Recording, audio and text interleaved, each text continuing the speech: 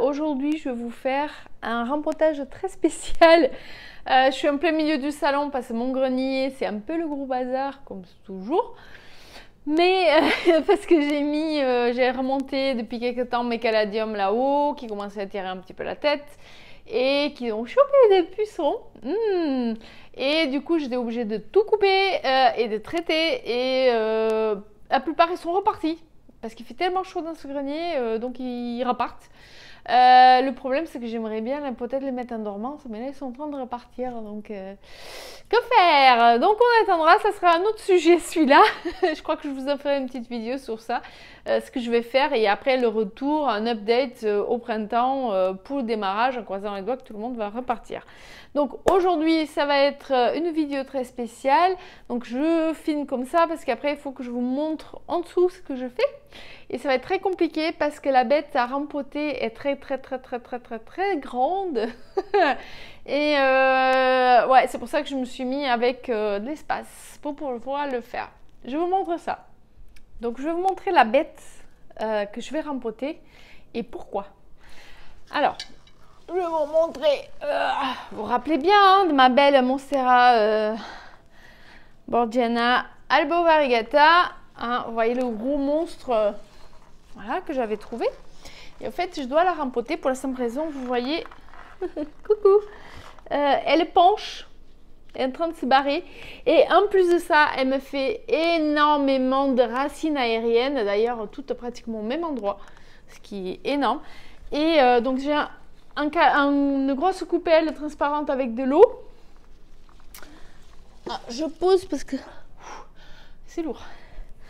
Et en fait, je dois lui mettre un tuteur parce que pour moi, elle cherche à s'appuyer. C'est pour ça qu'elle fait autant de racines aériennes, c'est qu'elle cherche à s'appuyer quelque part.